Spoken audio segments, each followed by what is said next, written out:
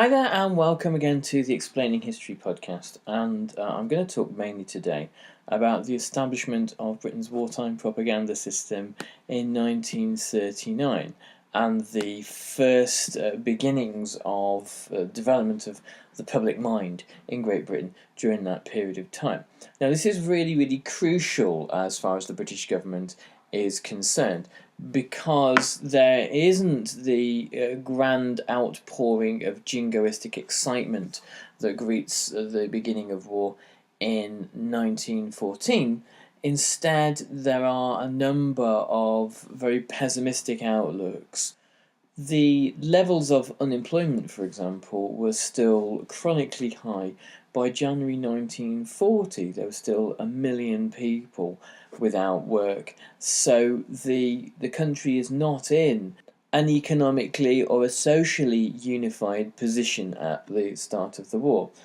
There are innumerable members of the aristocracy, the Conservative Party, and other elites in society that have huge misgivings about going to war with Hitler, not least because many of them admire him.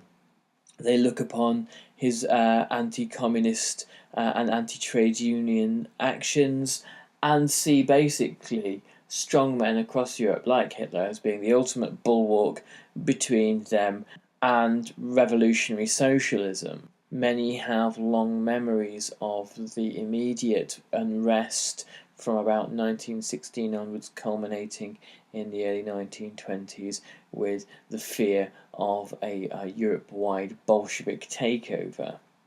And of course, much of the population, through passé newsreels at the cinema, would have seen the devastation that aerial bombing had brought to Abyssinia, to Spain, to Nanjing in China between 1935 and 1937, and the statistical extrapolations and predictions that the government had made about the level of devastation that aerial bombing would bring to cities across Great Britain were wildly exaggerated, but without any actual prior experience, it was understandable that this view that tens of millions might die was propagated.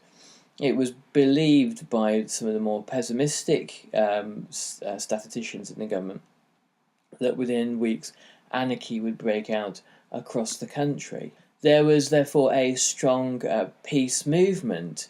There had been during the 1930s, before the Munich crisis, and it had been centred around Father Dick Shepherd, canon of St. Paul's Cathedral.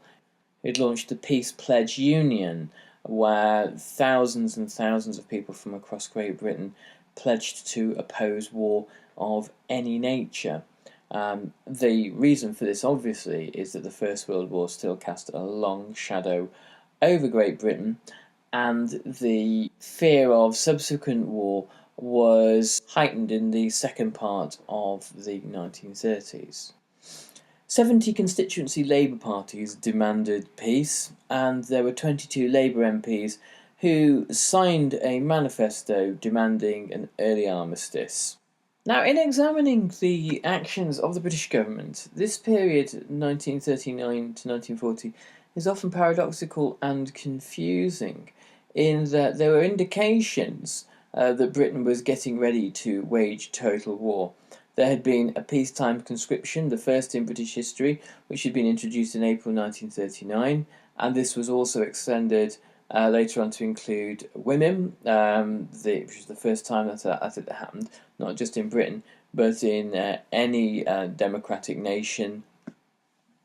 The Emergency Powers Defence Act was authorised, and this meant that, much as the Defence of the Realm Act during the First World War did, that the government had writ to do pretty much whatever it wanted.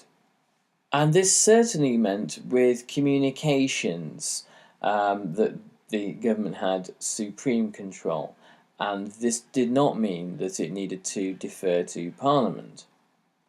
So any news report, any commercial communications or private messages that left Britain, and this was by wireless or mail, by cable or telephone, could be censored. And for the first time ever, the British government has supreme control over information that is transmitted from Britain and within Britain. Now, in normal conditions, these are the sorts of powers that dictators dream of, and the point of the matter is that they are kind of dictatorial powers, but that for the period of the emergency they existed, but because of the existence of a sovereign parliament, could be prorogued thereafter. And the same was true in America, really, where Roosevelt assumes for himself, with the help of both houses of Congress, virtual dictatorial powers throughout the course of the war, purely because it is deemed necessary for the prosecution of the war. In 1936, as thoughts turned to the potential for a Second World War, and the British government examined what it had done effectively during the First World War, it was decided that a Ministry of Information would need to be established. This was planned in 1936, but brought into effect in 1939, at the end of August 1939, in fact. And here we would see a conflict between the more forward-looking Whitehall Mandarins and the British Chiefs of General Staff, or Chiefs of the Imperial General Staff. The newspaper editors in Fleet Street, who were unaware of the fact that the General Staffs looked at the development of new communications, particularly radio, with horror, and they thought that the only answer to this proliferation of information was to ban it, was to make sure that there would be no news reported from the war whatsoever, and that there would be a system for controlling war correspondence, similar to that which existed in the First World War. There would be an official eyewitness, a small number of correspondents who would be controlled by officers conducted to and from the front, and they would be given sort of toleration at headquarters, and they would be allowed to send back very carefully censored dispatches on subjects which were kind of periphery, unlikely to affect anything to do with morale, and certainly unlikely to give away any information about the operation of the war. While the Ministry of Information was assembling itself, it started off with 12 staff and then rocketed within a month to nearly 1,000. The army established a public relations section, which was part of the intelligence section of the British Expeditionary Force. And the War Office thought that the newspapers would be best served by asking them to nominate their own journalists to accompany the British Expeditionary Force. Now, if you remember the podcast I did a while back about war reporters on the Western Front, the British Army eventually winds up almost kind of commissioning them as officers and having them wear uniform and look as close to being officers in the army as possible. And there is a logic behind this as far as the army is concerned, one that becomes more established in the Second World War. It was to assimilate them into the army as much as possible so that they could see things from a military perspective and they could see things from the general's point of view.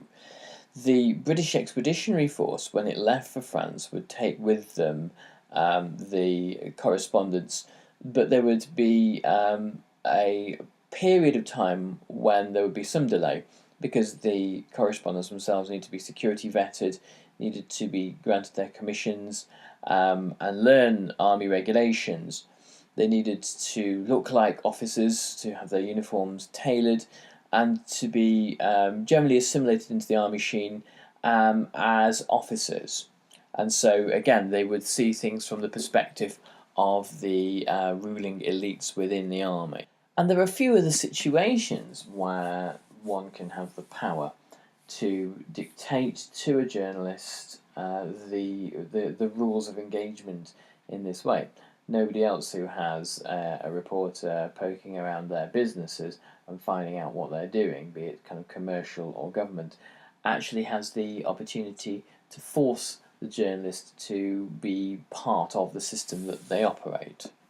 The first journalist to be given official clearance by the British Army and the War Office was Alexander Clifford, who was formerly the chief of Reuters in Germany, the chief correspondent for Reuters in Germany. He was one of the officially sanctioned War Office eyewitnesses who came ahead of Fleet Street journalists. He went to France on the 19th of September with the British Expeditionary Force, and the only other British correspondents in France at that time were actually attached to the French army on the Maginot Line. One has to be slightly sympathetic for correspondents in France during this period, with Fleet Street newspapers and government agencies desperate for reports and interesting copy, where nothing particularly of noteworthiness is happening. This is the period of the phony war, where there is little to report or write home about. When Clifford did find a good story, it would be eviscerated by the censors, and this is partly to show that the relationship between journalists and censors that would be a difficult one throughout the entire war had at this point not really developed in any cooperative way. So journalists, when filing stories, realised that the censors worked completely at cross purposes with them, actually extracting any interesting information from the story whatsoever.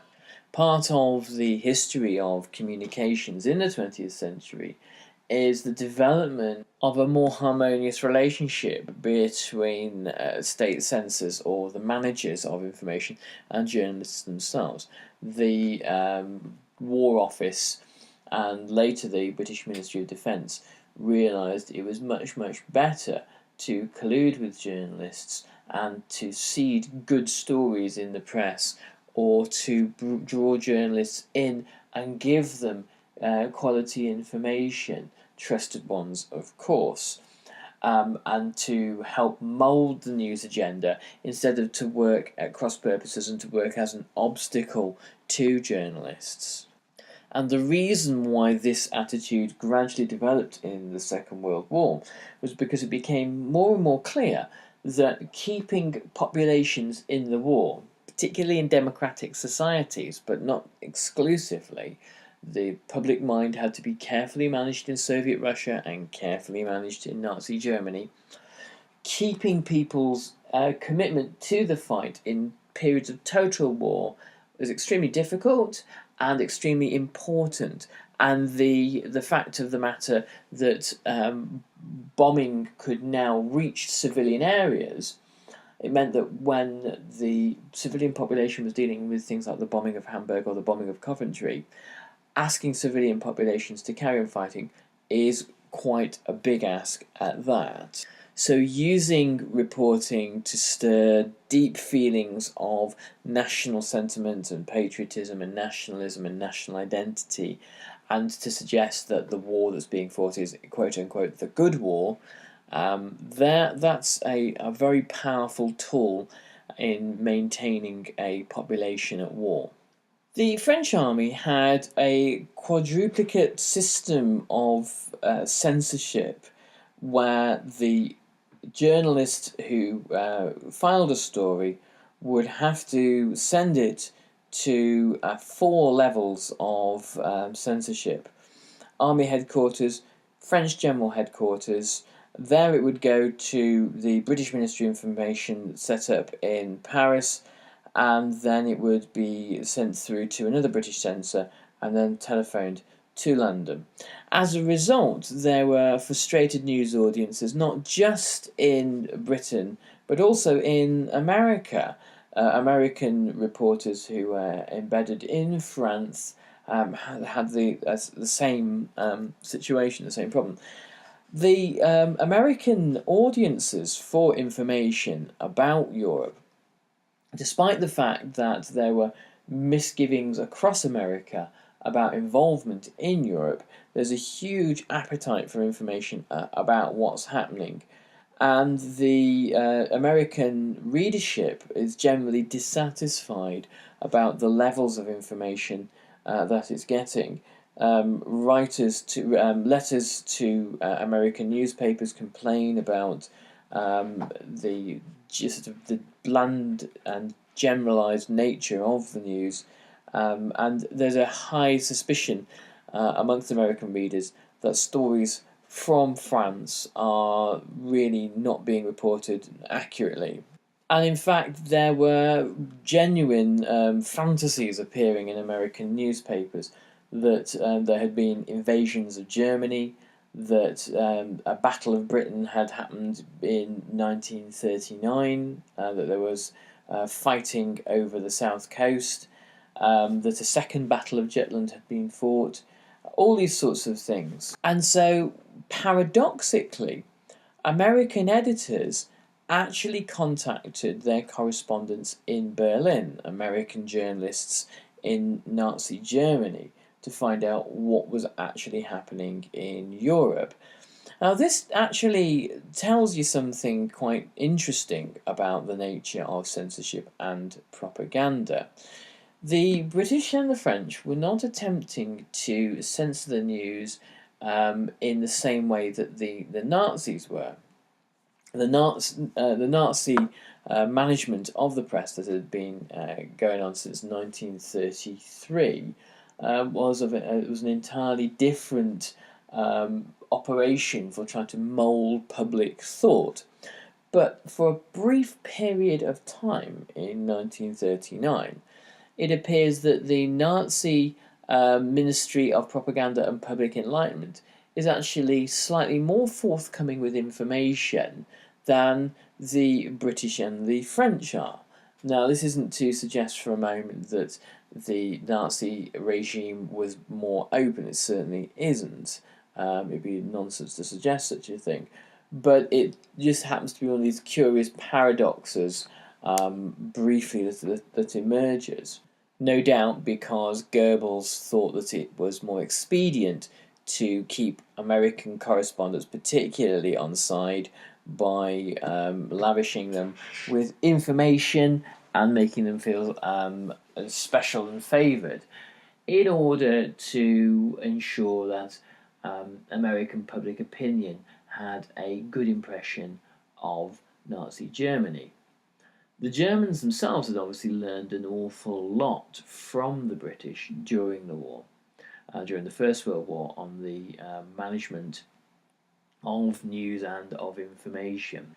The head of the Foreign Press Department, Professor Karl Bonner, who worked directly for Goebbels, made sure that neutral correspondents, Americans particularly, had not lots of petrol allowance so that they could get around Germany, extra ration entitlements, and a nice exchange rate for their currency. And some correspondents actually received money directly from the Ministry of Propaganda and Public Enlightenment. Though this was handled very discreetly, as it was rightly seen as bribery. The Julienhof, a large country house outside Berlin, was set up to be a nice country retreat for correspondents who were neutral or friendly. And it was implied, though it's not really valid to state this, that there was a freedom of reporting at the time. Of course, all dispatches would be scrutinised and examined by officials at the Ministry of Propaganda and Public Enlightenment. And any journalist who began to write stories which fell out of favour would start to find that it was more difficult to access information, that there would be warnings, written warnings of dissatisfaction sent to them, that their facilities could be disconnected. Potentially, on the most serious of scales, the journalists could be arrested for espionage and put on trial, and the only sentence for this was death. This didn't happen, but it was entirely possible for journalists to slip over this line, and it was a significant threat. So the way that the Germans managed the information system in 1939 was to reward journalists for good behaviour, and journalists who didn't write what was required of them, though this was not enforced officially, found it very difficult to operate in any other way. So they understood tacitly and by implication how to play the game and how to make sure that both sides got what they wanted. The Nazis didn't encourage their own war correspondence. There were journalists, photographers, cameramen, filmmakers, publishers and printers and artists and painters, the kind of whole spectrum of Germany's culture industry were drafted into the army. They were conscripted into the propaganda division of the army, the propaganda company, or PK, and they did basic training as soldiers, and they were under orders to kill and fight when necessary. About a third of them were killed or wounded, and this is basically the same figures as the German infantry itself. But their job really was to use their skills to, and this is a direct quote, influence the course of the war by psychological control of the mood at home, abroad, at the front, and in enemy territory. And the men of the PK had really stolen a march on the British and the French. By the beginning of September 1939, the PK had already established themselves a propaganda radio station in East Prussia called Radio Warsaw, broadcasting across Poland, and for 4 days before Warsaw fell itself.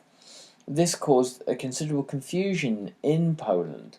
But the effect in America was actually far more pronounced. Because the German army had the PK men creating news as they went. They were soldiers essentially equipped with cameras, with typewriters, filing copy. The American newspapers were inundated with news from Poland from a German perspective, and American newspapers were full of photos taken by German soldiers of the PK, and reports from Germany dominated the news pages of American newspapers. And the Polish campaign was filmed and distributed as film newsreels across America for cinema audiences to see. So the first propaganda victory of the war went to Germany, to the Third Reich's PK men, and not to Britain's Ministry of Information. Anyway, I'm going to continue talking about information and propaganda and the war in the next few podcasts. We're going to be talking about the Blitz later today, so thanks for listening. Check us out on iTunes. If you can give us a good write-up on the iTunes page, that'd be great. And also, if you can check out our Patreon page, that'd be nice as well. Thanks very much. All the best. Bye-bye.